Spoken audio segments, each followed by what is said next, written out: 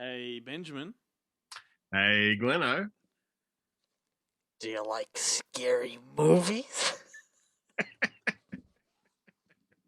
I like elevated. I like elevated horror. I wanted to talk about elevated horror. I'm glad you said that. That was my copy of French Dispatch, by the way. A fine elevated. Oh no, hang on. No. We, of course, are here to react to the new Scream. Hello, everybody. Glenn and Ben here from Good Movie Monday with one of our reaction videos. We need a jingle or something. Reaction. Reaction. You took it in a different direction. Yeah, I wanted to do it in a Tradition. in a Tradition 40s girl style. group, a Okay. 50s girl group or So- Fiddler on the Roof type. Yeah, that's what I was thinking. Reaction. Reaction. Reaction. We're yeah, we're off theme already. Yeah. Let's talk about what did you think about Fiddler on the Roof? It's hard to top all. It is hard to top the poll. I'm not looking forward to the Steven Spielberg remake of that movie. Who would play T'Pol? Brad Pitt, like we saw him in that trailer last night, in that whatever it Lost is, City? that Sandra Bullock movie, and he's got the beard and the dreadlocks. He could play. Looked like Topol never had dreadlocks, but you know, it looked like a fucking hideous movie, and I'm sure we will react to that at some point in the near future. Yeah, we'll be forced to see it. Yeah, forced fucking. No, forced. I think most movies these days, like I know, funnily enough, all I've seen on social media is the anticipation of Scream. Excellent, because I was going to say I did not anticipate this one iota. Yeah, no, I had like any movie that's where they've tried to pick up the franchise decades later, and you're like, the reason the franchise stopped is because like a 2's okay, 3, 4, I can't really remember. I think one of them, don't they go to Hollywood in one of them? And they find out Jay and Silent Bob rock up. Yeah. And you're like, and people, every single kind of person talking about it, they only talk about Scream. Like, oh, Scream was such an important film, and you're like, yeah, but they milked it to the point where no one cared anymore. Like, where were you at Scream 4? You banging the drum on well, this was that was? Like, this is a fact that is incorporated into the new film, and I might just go off, on a limb here and say that I think it's the best of all the sequels. I think it's the strongest of all the sequels. I am really upset that they're not going to make a Stab 8, like in real life, because that movie looked awesome in Scream. So as people know, in the sequels to Scream, they were making their own movie within a movie, and it was called Stab. And in this film, they're up to Stab 8, so they've really milked that franchise. Yeah, it's gone a lot further than the actual Scream franchise. As if the first film wasn't sort of an introduction to meta in sort of, I think it was one of the first movies to be meta, I guess, in a mainstream sense. This film is very, very meta. This is a very self-aware film. It plays all the tropes from the original, but it's contemporized. And what I found most amusing was they reenact the opening sequence from Scream, essentially. Like, it's the same kind of premise. Yeah. Except that the Ghostface killer finds himself like an old man talking down the phone because suddenly the girl's all about elevated horror, and he's like, I just want to talk about slashers. Like, she's like, no, I like elevated horror, and suddenly he's like in a new world, where everything's changed, and it's not the world that old Ghostface knew and loved.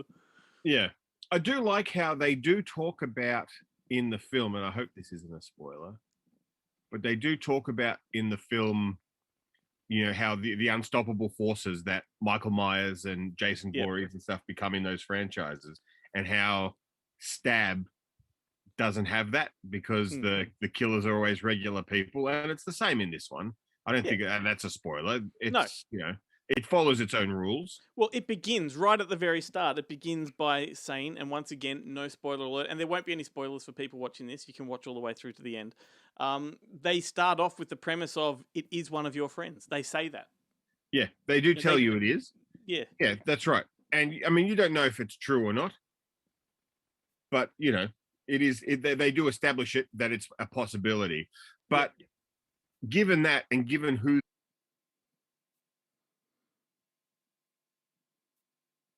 supernatural strength, when like a lot of the killings happen, you're like, there's no way. Like, how are they doing this? Like, this is not real.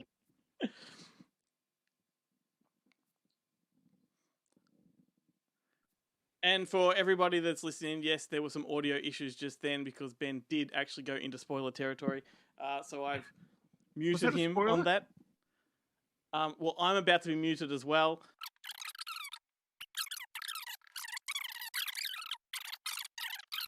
So Ben and I have just had an argument over what is or isn't a spoiler. Scream 5. What do we say then? What do we say about this one? We've got let's just say there's 3 of the cast members from the original have returned. Yes. Yes. There may or may not be some surprises thrown in. And let me tell you, those 3 are looking pretty rough. Well, I confused Courtney Cox for Ghostface. Yeah. Like there's at the screening there was a plea. They had Nev Campbell and Courtney Cox do a plea for no spoilers after you'd seen the film. Yeah. Like it's fucking Star Wars or something. And we're going to give away that, you know, Darth Vader is Luke's father. Homer Simpson took care of that for us. But in that video, when she had her hair tied back, she's gone the way of like George Burns, where her ears, like her face is starting to shrink and her ears are getting bigger. It's like I was looking at Dr. Snuggles. That's a horrible. Yeah. I'm so sorry, Courtney Cox. You're just desperately trying to maintain your youth. I can't feel sorry for these people because they spent the their first 40 years of their lives being the beautiful people who don't know what it's like being normal, because they've always been super. What I find most amusing about people like that, and we won't name and shame other actors because we might be interviewing them at some point down the road, but they went through this change where they thought, well, they have to stay beautiful, so they nip, tuck, cut, all that kind of stuff, and suddenly we found ourselves in an era where old is celebrated, and you've got all these naturally aging actors, filling these roles, and suddenly those that went through that change are kind of irrelevant, Oh, hang on a second. Sorry. Hello? Oh, yes, Sony. What? You want us to interview Courtney Cox? Do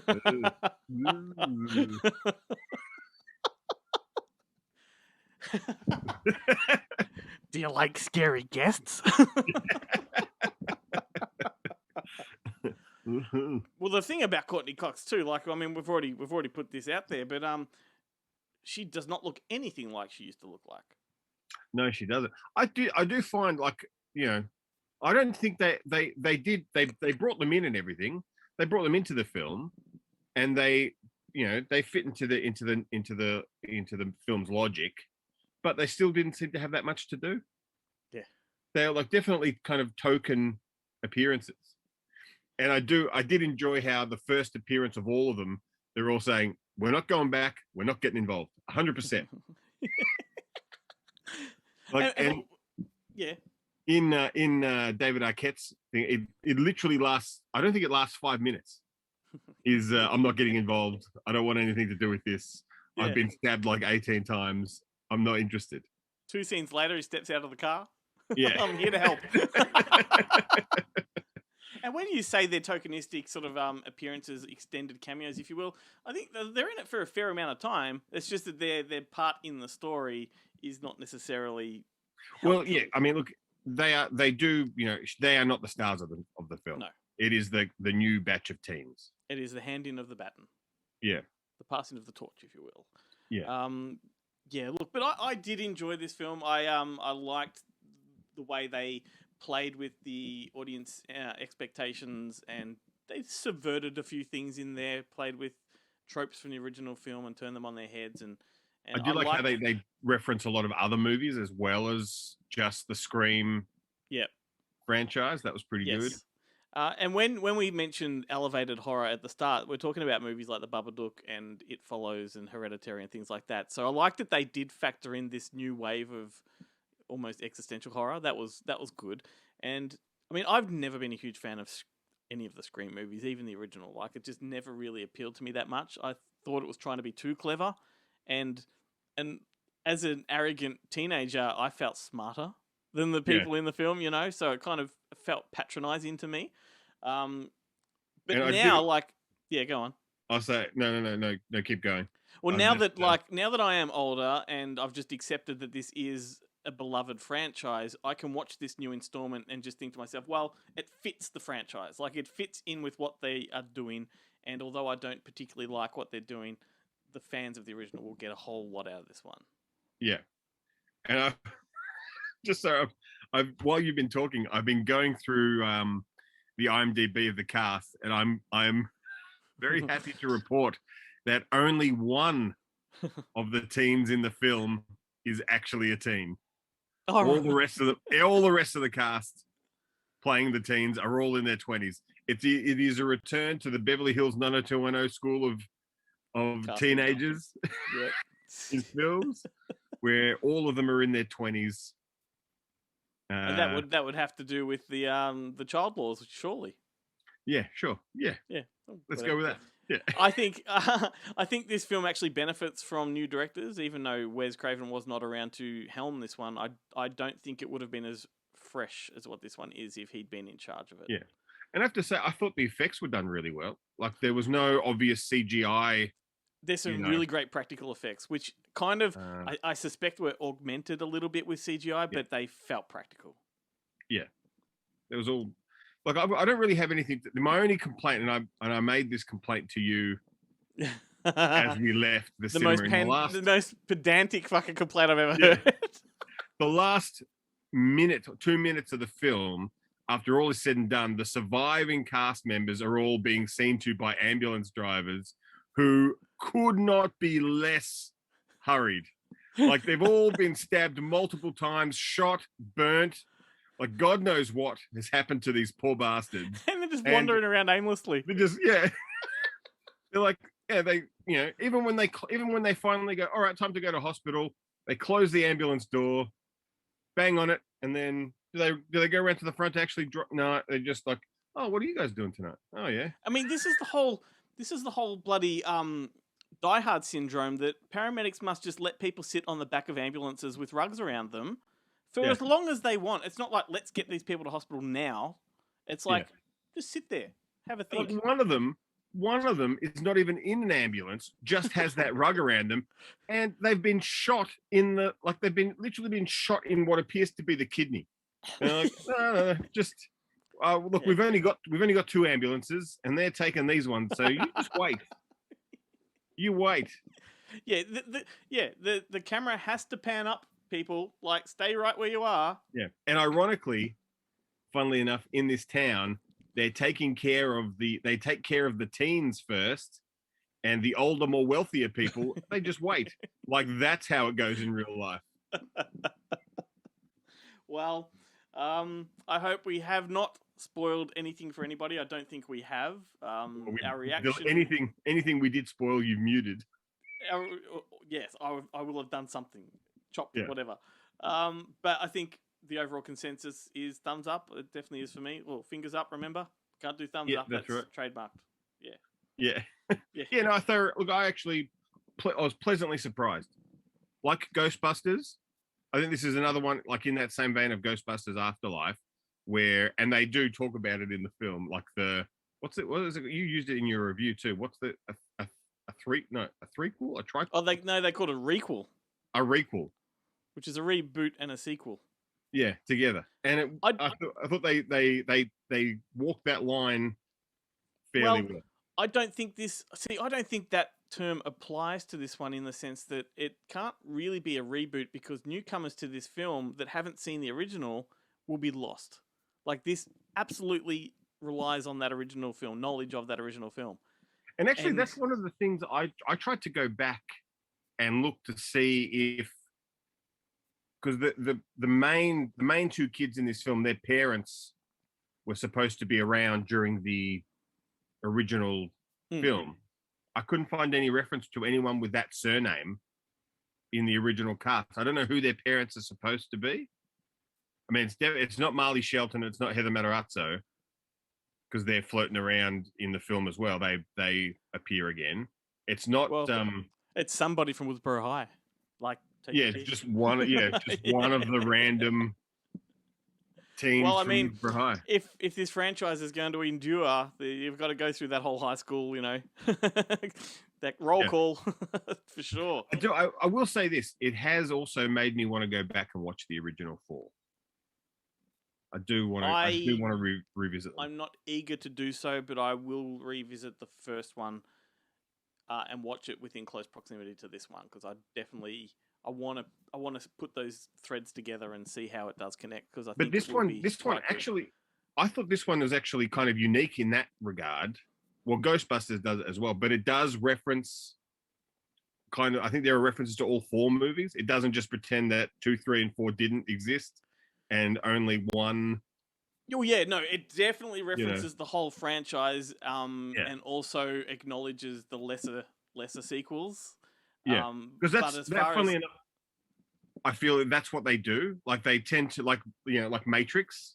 Yeah, they're like, oh, let's just pretend that 2 and 3, didn't happen. Or although I don't know, it's almost like you're retconning it. But but this one, regardless, this one does mostly rely on knowledge of the first movie. The first one. To call it a requel, I think it's a smart assy kind of thing to say, but I don't think it quite is a reboot, because it's a fucking sequel. It's part 5. Yeah, is Jamie Kennedy's in the first one, isn't it?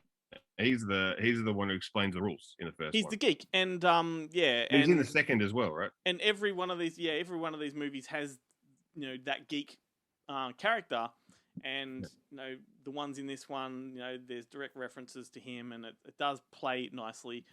Don't want to spoil it for anyone, so let's just leave it at that. And do recommend seeing this at the cinema if you're able to, because seeing scary movies or slasher movies on a big screen, there's something about that that's just special.